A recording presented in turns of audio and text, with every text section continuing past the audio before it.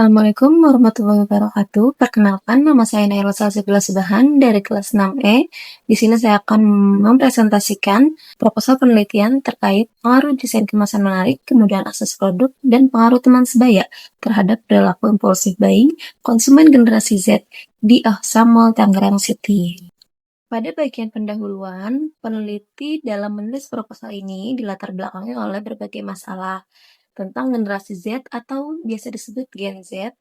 Generasi ini sangat mudah terpengaruh oleh rangsangan visual dan sosial yang ada di Onsa Mall Tangerang City, yang dimana suasana toko yang menarik serta kemudahan mendapatkan produk menjadi daya tarik utama.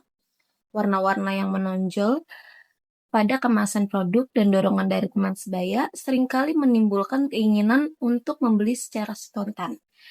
Data juga menunjukkan bahwa 38% hingga 76% pembelian di toko ini bersifat impulsif, yang dimana sebuah angka yang cukup besar menandakan betapa pentingnya faktor desain, akses, dan sosial dalam proses membeli. Selanjutnya, identifikasi masalah pada penelitian ini. Hingga kini masih belum jelas seberapa besar pengaruh tiap faktor tersebut, yaitu desain kemasan menarik, kemudahan akses produk, dan pengaruh teman sebaya secara terpisah maupun bersama-sama atau simultan terhadap impulsive buying pada generasi Z. Selain itu, pengaruh teman sebaya sebagai faktor sosial dalam keputusan pembelian impulsif juga belum banyak mendapat perhatian khusus dalam penelitian sebelumnya. Padahal memahami hal ini sangat penting untuk merancang strategi pemasaran yang efektif. Untuk memastikan fokus penelitian, peneliti membatasi variabel pada 3 aspek utama: desain kemasan menarik, kemudahan akses produk, dan pengaruh teman sebaya. Lalu rumusan masalah yang diangkat pada penelitian ini diantaranya adalah apakah setiap faktor tersebut, yaitu desain kemasan menarik, kemudahan akses produk, dan pengaruh teman sebaya, baik secara parsial maupun simultan, benar-benar berpengaruh pada perilaku impulsif buying konsumen generasi Z di Oksa Mall Tangerang City. Tujuan utama dari penelitian ini adalah untuk mengetahui seberapa besar pengaruh desain kemasan menarik, kemudahan akses produk, dan pengaruh teman sebaya, baik secara parsial maupun simultan terhadap perilaku impulsif buying, dan penelitian ini juga diharapkan dapat memberikan rekomendasi untuk strategi pemasaran yang lebih efektif. Manfaat yang diharapkan dalam penelitian ini ada dua. Yang pertama itu manfaat teoritis, yang dimana untuk menambah referensi dan pertimbangan literatur tentang perilaku impulsif konsumen generasi Z.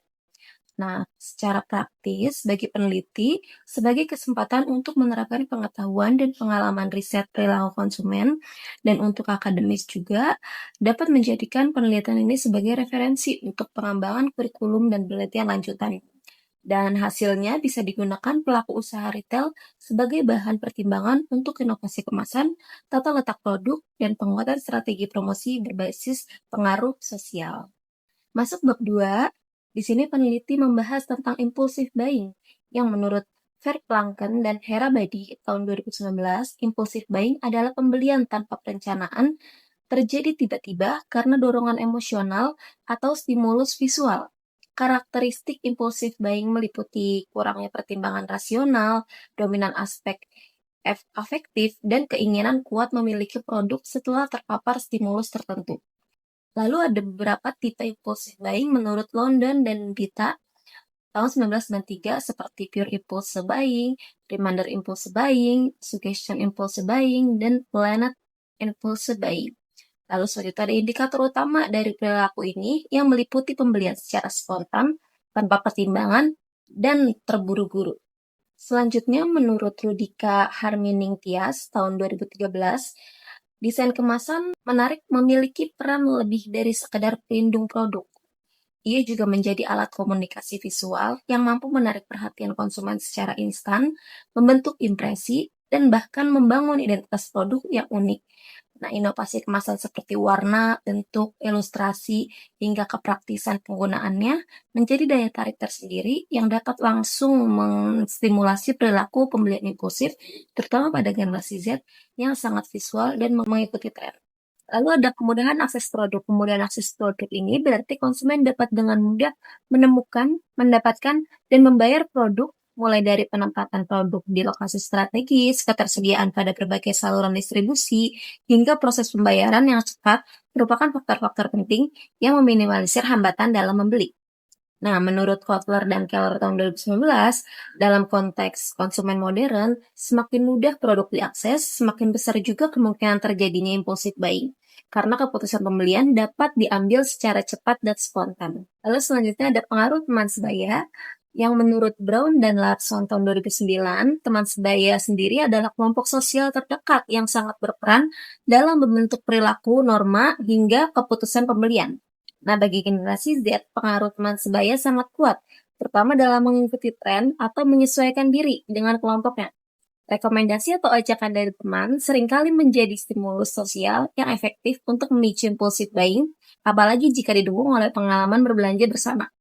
Lalu selanjutnya, penelitian terdahulu, banyak peneliti sebelumnya menunjukkan bahwa desain kemasan menarik, pengaruh teman sebaya, dan kemudahan akses produk memiliki banyak dampak signifikan pada perilaku impulsif buying. Sebagai contoh, Irma tahun 2022 dan Prabowo 2018 serta Harpepen tahun 2022 menunjukkan bahwa pengaruh nyata dari media sosial, kemasan, dan teman sebaya terhadap perilaku konsumtif mahasiswa dan pembelian impulsif. Nah, adapun Aditya tahun 2017 menyoroti besarnya pengaruh visual packaging terhadap keinginan membeli secara mendadak. Selanjutnya, kerangka pemikiran.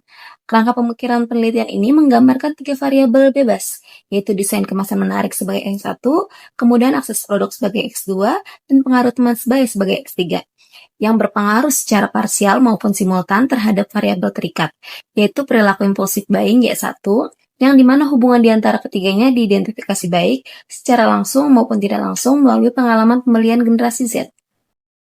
Selanjutnya ada hipotesis penelitian. Penelitian ini merumuskan beberapa hipotesis, diantaranya ada pengaruh positif dan signifikan desain kemasan menarik, kemudahan akses produk, dan teman sebaya secara parsial maupun simultan terhadap perilaku impulsif buying konsumen generasi Z. Nah, hal ini didukung oleh hasil dari penelitian terdahulu yang memperkuat pentingnya ketiga faktor tersebut dalam mempengaruhi keputusan membeli tiba-tiba.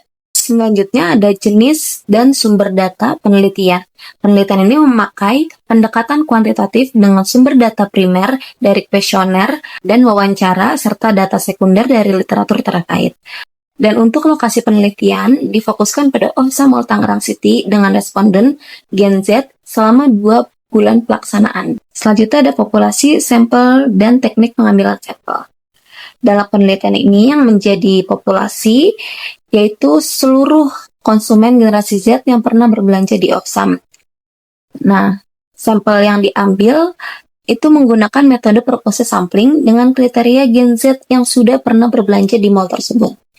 Nah, dan untuk penentuan jumlah sampelnya digunakan rumus Lovin dengan jumlah responden sebanyak 100 orang, sehingga datanya cukup representatif. Selanjutnya ada instrumen dan skala pengukuran.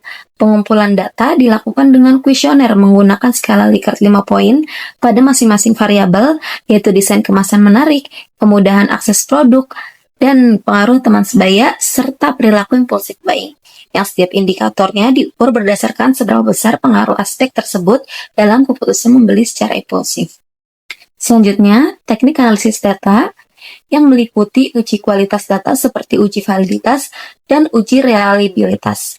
Lalu selanjutnya, uji asumsi klasik dengan uji normalitas, uji multikolinearitas, dan uji heteroskedasitas. Dan terakhir, uji hipotesis dengan regresi linear berganda, uji T, uji F, serta uji koefisien determinasi.